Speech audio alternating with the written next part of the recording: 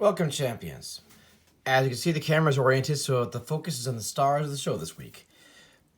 For this tutorial, we're going to use prefinished 9x12 of He-Man and Battle Cat. Now, just so you know, we're not going to finish the entire picture. We're just going to use this as the service to do our demo together. As promised, this week will focus on my tools of the trade. I use a mixed media approach to every project, so each tool is essential in achieving the desired level of texture and detail. As it stands, I work with a standard number of 6 materials. This will be just an introductory video to these tools, as I'll demonstrate different techniques and uses in future segments. I will also introduce more tools as well in follow-up videos. That being said, well, here we go. The starting point of every artist, every kid in general, is the use of a pencil. In recent years, I've begun to use a mechanical pencil in my rough work, as evident on the screen.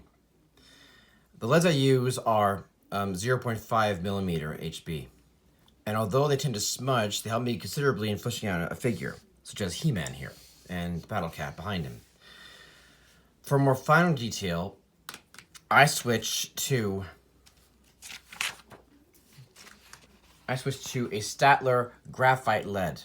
I have a full set of probably 20, I believe. And these leads, they incorporate, pencil portrait work incorporate a great number of these kind of leads, which go from H to B levels, transitioning from hard to soft leads, or rather my portraits anyway. Most of the mechanical pencil, they do tend to smudge, but as you notice on this side here of the page, I'm just going to provide a value and use my finger. As you can see,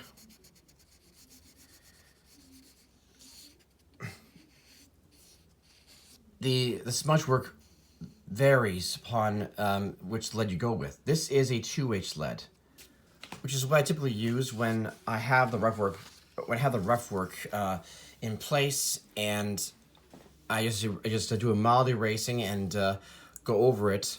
But it's also best, I think, to keep the lead sharp when you're going over in good leads, I believe. Okay, for smudge work, this is essential, as I will cover in future tutorials. There are multiple variations of pencils, and whichever best suit your needs, I leave to your discretion. But I will advise you aspiring artists to venture out of your comfort zone. It's the only real way you'll evolve in your craft and develop your voice. Now, with pencils, of course, you need erasers. For this kind of work, there are 2 kinds that work best, but please do not look for pink erasers in this tutorial. The thing with those, whether they're on the tops of HB leads in school or just separate pieces, is that they leave a pink residue on the page that could ruin a final product. That being said, pink erasers are off the table. All right. The 2 main types I use in my work are vinyl or kneaded, and I will demonstrate the use of both. Just right now, let's dig it out. All right. All right. Hold on. Where are you? Okay, that's a problem yesterday. Sorry. Hold on. Okay, you gotta be kidding me. It's vanished me again. What else is new? Hold on a second. I do have my bag. Ah, here it is. Hold on. Okay. All right, I got it. All right, here we go.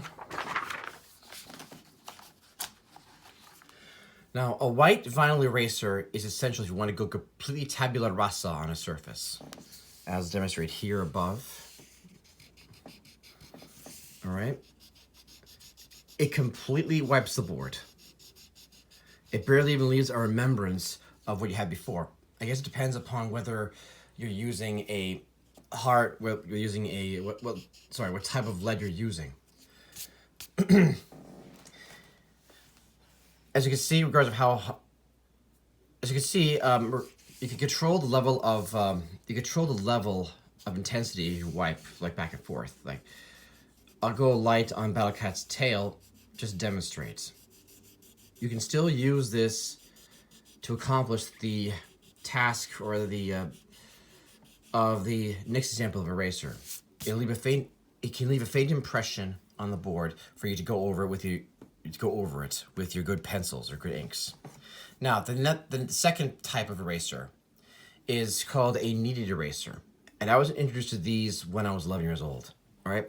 The reason why I call kneaded erasers is because they're made of a material that, as you can see, you can knead them like dough. You can mold the edges of the eraser so that they can just get into the narrow corners of a page. Like, for example, let's say, let's try He-Man's leg. Did you see the difference? Now I'm going to go complete over the quadricep muscle just to show you the effect of this. Now I'm using a minimal pressure. And as you can see, the leg is, it's almost erased, but there's still a faint impression, which I will then use with a 2H pencil to apply better hatching, perhaps, and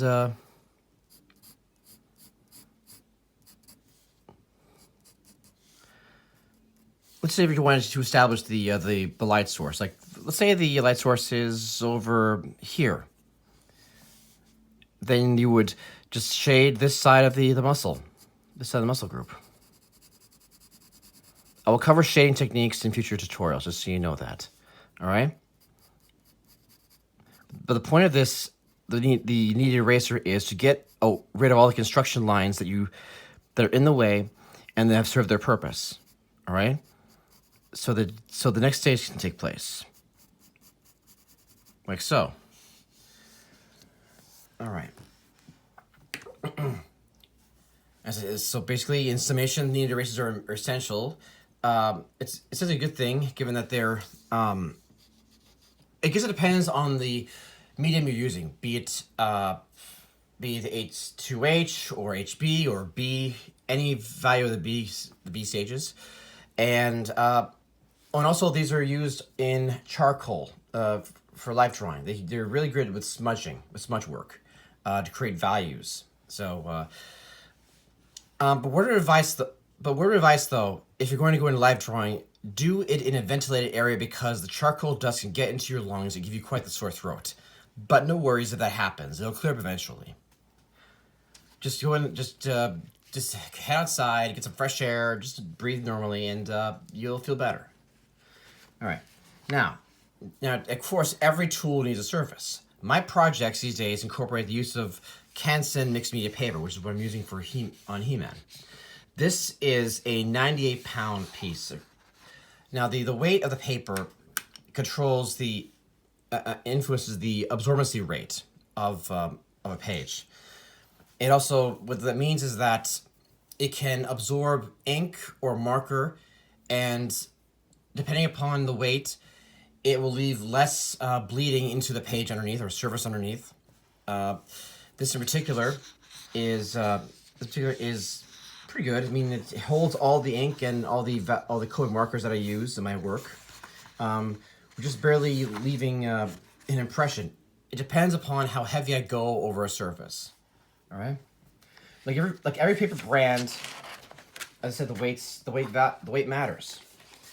It's therefore important. It is therefore important to read the specifics on the cover as you. The cover details on the sack of paper you buy, as this also comes in a toothy finish. Thankfully, this one does not. The surface of the page should also influence how a pencil line appears when you're shading or even inking. And even colored pencils will show that's the textured surface better than anything. And I will demonstrate that later on in the video. For rough work, though, it's the choice of either Canson or regular printer paper. So again, the surface you use can greatly affect the results of your work, so I advise you to be mindful. So shop smart. This brand of Canson could go as large as 16 by 20, but I tend to use both 9 by 12 and 11 by 14 pre-trimmed. For tabloid size, meanwhile, the 11 by 17 pieces, that is when I take 16 by 20 and trim the paper myself. Of course, comic book artists publish their work on using 3-ply Bristol board. Absorbency rates vary if you're using on that medium if you're using Kobe markers, and the results differ. I suppose it depends upon the brand. Personally, at the moment, I find Canson to be most agreeable with Copics in how they blend together. All right, so now we're going into inking. Whether it's cross-hatching or applying line work to figure a background, I find the Microns are the best brand of graphic pens for the job.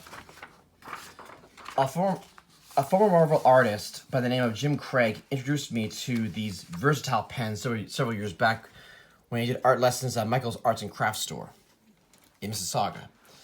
For delicate work, I'm just going to dig one out. Hold on. Hold on a second, I'm just trying to dig one out.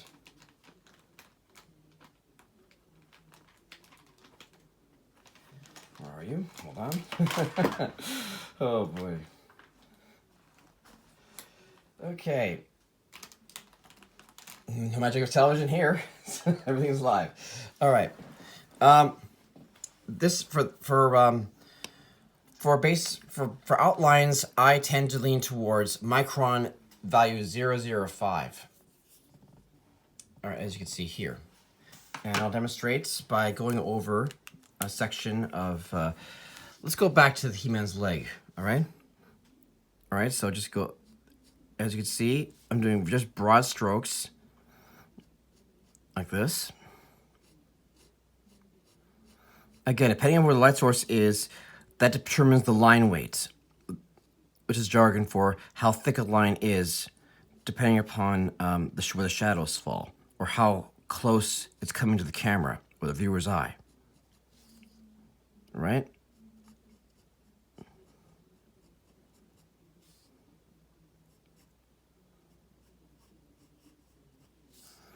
All right.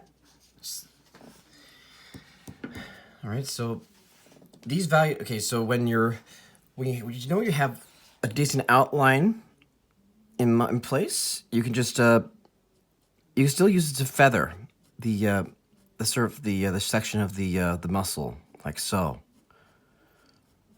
And here's a minor cross hatching like that. All right, so as you can see, I've established a firm shadow here, and some minor line work here. Let's say I want to go darker. Then you switch to a different value of micron. In this case, we'll try. Let's try 0.1. Sorry, let's try 0.1. For down here, just behind the kneecap, where your calf muscle begins. See this?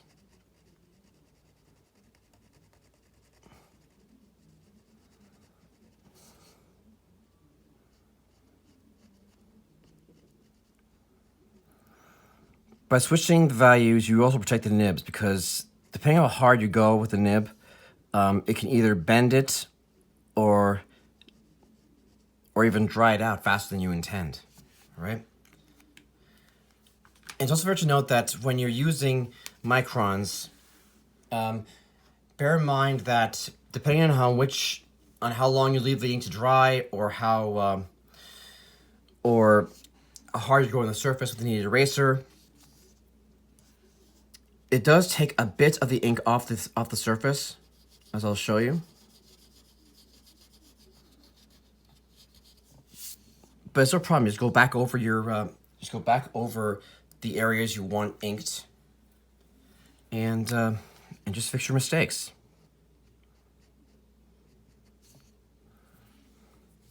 Now the value of these nibs go from 0.05 to 0.8, and then to thicker tips, 1 through 5. Okay, then there is the brush tip, which I'm going to show you shortly. Sorry, curse of an artist. When I see something that can work, I just feel the need to experiment and go off script.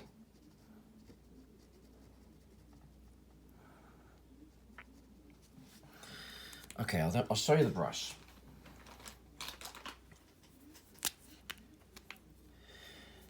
As you can see, it's very it translates very well with artists who are used to using brushes like Sable Hair #3 for India ink, as John Buscema used back in the day for his How to Draw Comics Marvel Away tutorial on video and in the book. Truthfully, I'm still learning how to use that Sable Hair, but my hand has learned. But over the years with these pens, I've used learn how to use feathering techniques, which I'm going to use to demonstrate with the Battle Cat's back hind leg in the background. All right. Since this one's farther away from the camera, you can allow for more shadow. So let's just demonstrate.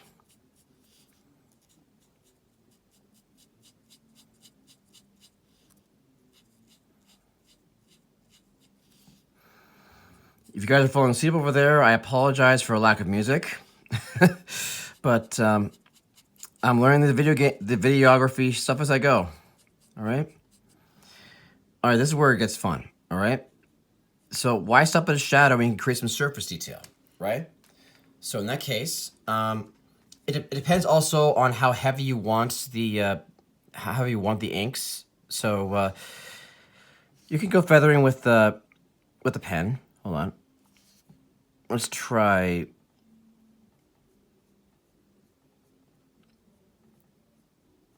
See? Depending upon how you feather or how you apply cross-hatching techniques, it changes the texture of the surface. In this case, Battle Cat is a tiger, so it's a very fine sheath of fur. All right? Let's go over a little more.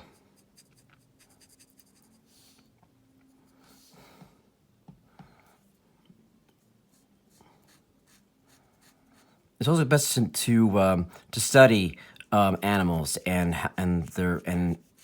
how they move and how the like how large or how thick the coats of fur are, so that it looks more realistic.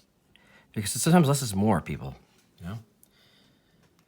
In this case, this deep shadow here, you don't have to show feathering because generally the hair will be going downward. You know, it's just like in a forearm. You know how hair on the forearm kind of like goes around the muscle. Well, in case of an animal, in such cases as it goes in the direction of it goes straight. It goes straight. All right. Okay. So that being said, I also stock up on regular bottles of India ink for larger pieces that require a lot more black. And for those jobs, I follow Jim Lee's Twitch TV technique with a tissue rather than brushes. But that'll be a lesson for another time. Now we move on to what has become the asset of my work in recent years. And I want to thank my grandmother for convincing me to go into color when I was so stuck on doing pens and inks. Because if not, then I wouldn't have stumbled upon these amazing tools. Hold on. My education in the use of these Copic markers. Now, my education in the use of these non-alcohol based markers were watching videos of renowned of a renowned artist known as Adam Hughes for his how to draw beautiful women. And for that video segment, when he drew a mermaid from start to finish, from pencils to inks and finally to Copic markers, he used warm and cool gray values. Now, the dual tips of every variation of Copic marker, be they Chow or wide or just Copic, they come with a dual tip. One side is the brush, and the other side is the brick. So it depends on where your coverage zone is. But again, venture out of it, because all my skill with the brush pen, I can credit to using the brush tip of the Copic marker. Depending upon the absorbency rate of the surface you use, these pens are fantastic at how an artist can mix them together. Now I'm going to demonstrate. All right. And also when you're shopping for Copic markers, I also recommend that you pick up a $6 booklet of a swatch. This is a swatch booklet. Basically, it also here are the values: wide, Copic, and Chow. it allows you to put, just like you're buying paint, you mark down the value that you buy, and it shows you exactly how it looks on the page. And also every square, or almost every other square, shows you what type of Copic offers this color. Now, not every shape of a Copic offers the same colors, unfortunately. But still, other than that, these are completely versatile pens, and they're much better than any of their basic markers you can find at the dollar store. All right. But just a word of warning, though, the premier set of Copics, such as these big Copic collection of warm gray, they go extremely expensive. These at Curry's cost with tax $110. All right. So these are investments because they are also refillable. All right. And I'll demonstrate how to refill them in future videos. That requires special tools, which are also available at Curry's or Michael's or DeSerres or whichever art stores in your area. But I can tell you that these have become a boon to my work. So I'm going to stop gabbing on them, and I'm going to try and demonstrate. So basically, since He-Man has a tan, at least, I don't want to use. I know you're asking me why am I not seeing the torso up here.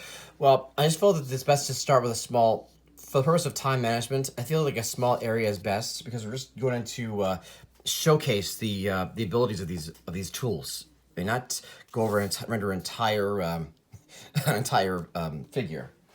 I'm not Jim Lee. I'm not David Finch. Both guys are held in high regard, but okay. So we're gonna go with the basic E00, which is the earth tone, as a base. I just want to show you exactly how versatile and how easily these markers blend into each other. All right. So since it's He-Man and he has a tan, as I mentioned already, we're gonna start with. Hold on a second. Let's go with well, this could be a shadow, an E13, which is light suntan. I never understand why people never guess that He-Man and Prince Adam were one and the same just because he had different tan and different change of clothes. But I hear the reason why they didn't have a different figure for Prince Adam that differed from He-Man is because they just couldn't afford it. They couldn't afford the character design. I'm like, Filmation, really? Jesus. Alright, I'm just trying. Apologies for the delay. I'm just trying to find. Oh, here we go. Here's E00. Now, here's your E00. And I'm going to show you. Oh, also, one more thing before I start. These pens can also absorb the micron ink, so please be careful. Alright, if you're going to go over what's going to be a heavily shaded area of the figure with microns, use the color first, and then put the inks in second. It works, trust me. All right, here we go. Now, here we're going to just shade the leg. All right? Oh, it doesn't matter if you go over the pencil, by the way. Just go over it again later on with the inks. But just as long as you are sure you want those lines in the final product, okay? So I'm just going to get into He-Man's quadricep muscle. And go over the... Go around it. Go around the thick inked area, like so.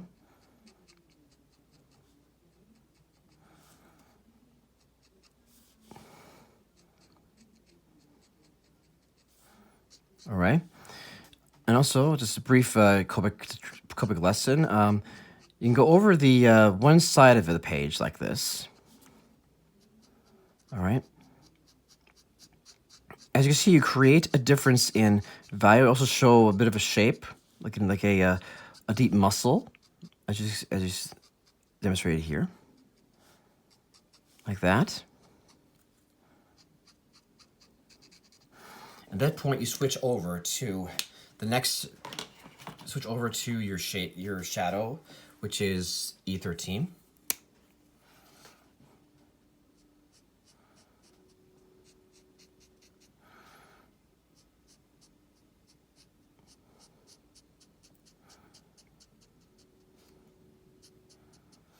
All right.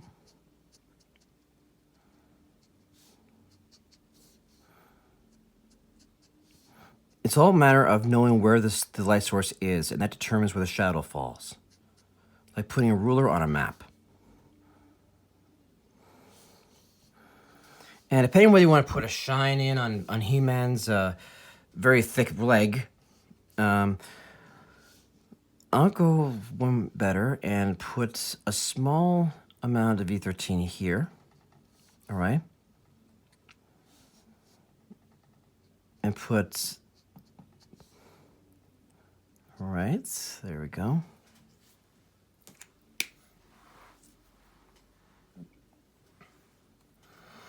All right, so let's see. And now we can, now here's the fun part. Now here's the fun part, guys. You blend these E0 and E13 together. Just so that there's not so sharp a distinction in the values. And now you're asking, why is there space left blank here, Jay? Well, I'm going to show you why. Did I say there was a fun part? I believe I did. All right. This is running low, E00, but thankfully I have the refill. All right. So now we go to a lighter value, which is E000. Since the light source coming from over here, then it has to show that, and we want this light to be shiny, then we just go over with a lighter shade, like this. Like so.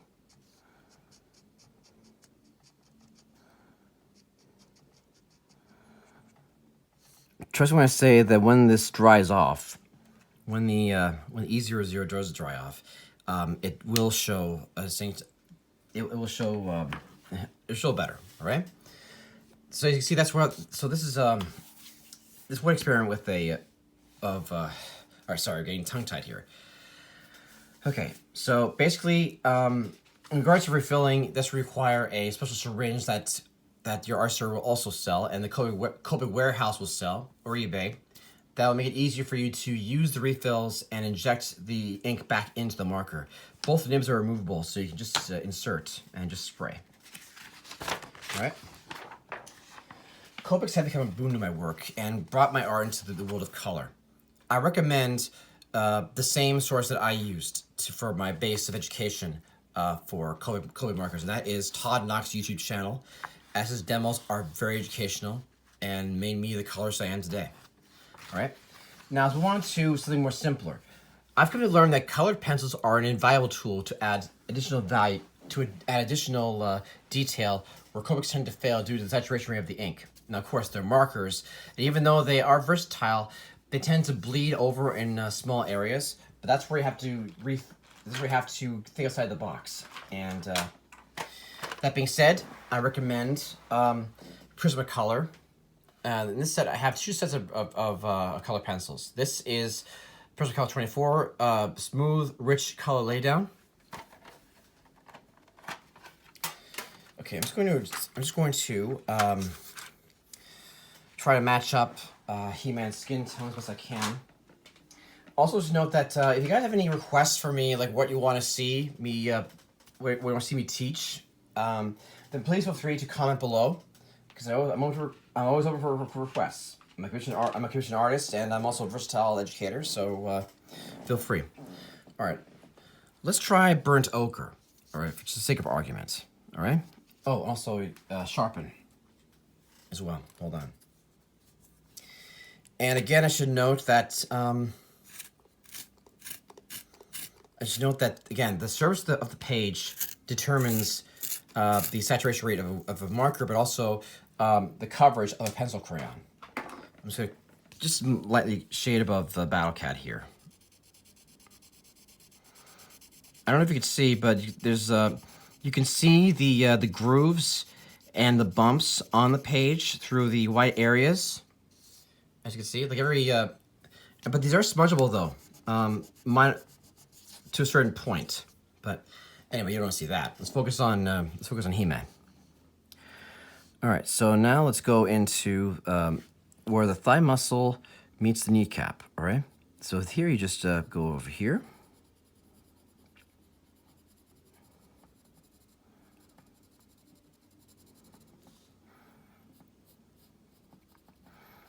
Now what I'm doing is I'm applying the shading and making broad circular strokes,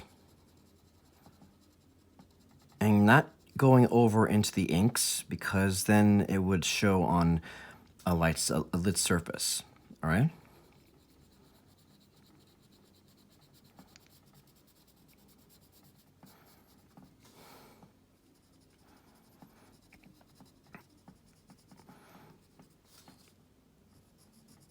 See, just like that, and and immediately you see that the coloring has taken on a more photorealistic form. Okay, so basically, then there's a question of texture.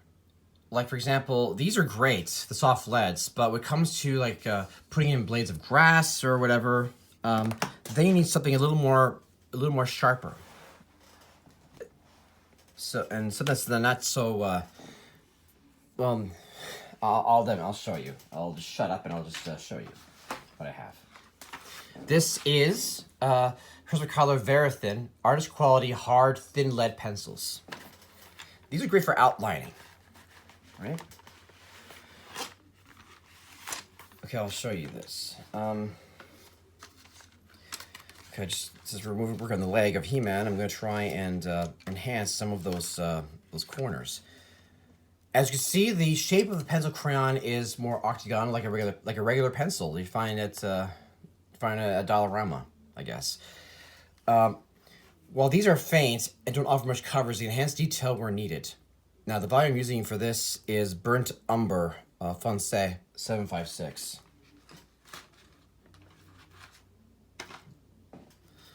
All right.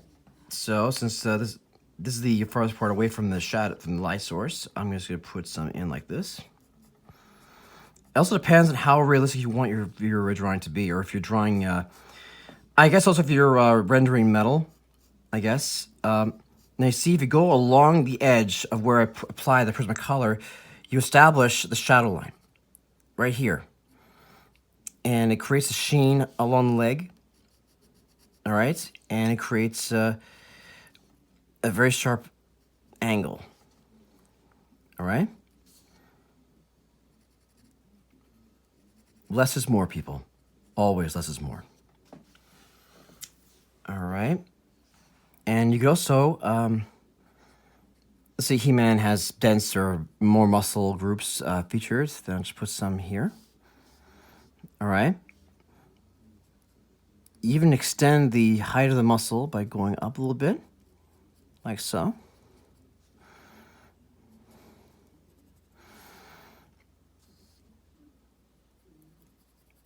Again, I'm not doing the entire figure. That'll be for another tutorial. I just want to show a muscle group that I can demonstrate these tools capabilities. All right. Oh, I forgot to put some ink onto the here we go. Put E00 in there. All right. All right. There you go. All right, so you can see hard lead and soft lead work very fine together as long as you establish a balance. Failure, okay, but like everything in life, it's a lot of trial and error. Failure can sometimes be the best teacher. The strength of a mixed media piece depends upon the artist shaking out all potential weaknesses through study and practice. Okay, now comes the final tool of the day. Hold on, where is it? The whiteout pen. My Pentel Crushing pen. I know you're thinking, what, a whiteout pen? What's this guy on? Well, my answer to that is Jim Lee.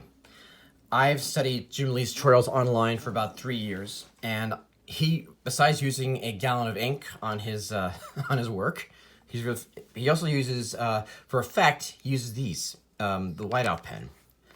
They're more versatile than just correcting your mistakes. So I find they mean anything from a lightning strike or rain or snow or anything involving white. This correctional pen is an asset.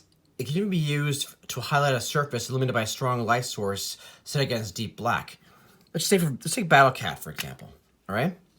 Now I notice that this part of the leg, the fur is aiming downward, right? Now let's see if okay. One technique I use is that okay, I start the pen like so, and then I just go back into it. Like in case the ink was too heavy or didn't cover the area that I wanted. All right. Now, as you can see, it depends upon the size of the surface. As you know, again, it's a whiteout pen. So, if the surface is too thick or is too small, then this pen is going to show a lot of you're getting a lot of white. And all right, so just fix that a little bit. You know. However, thankfully, you can still go back over the surface with the brush tip. It'll just show a minute shine on that area of coverage. But like whiteout, you have to wait for it to dry. So it's this is the one complaint I have about it. But however, there are for smaller jobs, for more delicate jobs that I defer to. These pens in Japan called Jelly Roll 10, where basically they're like liquid gel pens. All right. Now, since we did that for Battle Cat on this part of the leg, let's try this. See the difference? However, I should note that as just proved that this pen differs from the whiteout in that you have to wait for that to dry too before applying additional layers, since it can create white streaks. But if you want to do some, texturing, that's fine by me. These can also be used for the white of the eyes as well. You see what I mean? Extremely versatile. And also, if you want to illustrate the thickness of this leg, the leg closest to the viewer's eye, then you do this.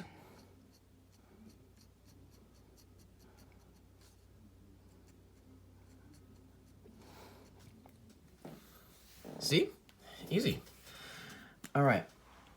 So the results differ. I mean, depending on which whiteout you use. But as a very wise Star Trek engineer once said, the right tool for the right job, right? So, okay, so it's also help. So let me just keep going. All right. Oh, we're at the end. Okay. In closing, I want to specify that these are just a few that will work for your mixed media project. Going forward, I will expand these tools of the trade as I learn new techniques, or what I didn't have time to cover today. That's the best part of the best part of art is that there's always something new to learn. I'm self-taught, and I've gotten to the point where by consistently researching from the best of the best in the comic book industry. So that's my foundation. Yours may be different, but that's cool. There are no exemptions, just different layers. The versatility of these tools described cannot be overestimated, and any foundation can transcend its domain into new territory. Art is also versatile in general. At its extreme, it can improve. Sorry. Oh, man. 2 in the morning for me, brother. Okay. It is meant to innovate, inspire, enlighten, and entertain. At its most simplistic, it can heal and provide a voice. Art therapy can be found in something as basic as mindfulness coloring books that even Marvel and DC have adapted. Like Robert Frost's poem says, I took the road less traveled by, and that has made all the difference. Whichever road you take with these tools, I wish you a prosperous journey. I'm Jason LaRouche, and please don't forget to subscribe below to be notified of new videos. Next week we'll cover some basic pencil techniques. Before I go though, I think to begin this journey together, I'll impart some words from the legendary Stan Lee, from his first book, How to Draw Comics the Marvel Way. My first book in learning how to draw. Thanks, Dad, by the way. And it goes like this. To be a great singer, you've got to sing. To be a great pianist, you've got to play piano. And to be a great artist, you have to draw, draw, draw. Wherever you go, whatever you do, whenever you have a spare minute, draw. Sketch everything you see around you. Sketch your friends, your enemies, relatives, strangers, anyone and everyone. Become as facile with a pencil, pen, or brush as you are with a knife and fork. The more you draw, the better you'll be. Hold on. I can say that after 30 years of study and application, I can tell you Stan knew what he was talking about. So kudos to the man. I'm Jason LaRouche. Please subscribe below. And please also offer any requests of what you want to see me do next, okay? So that being said, I wish you guys a good morning, and bye for now, champions.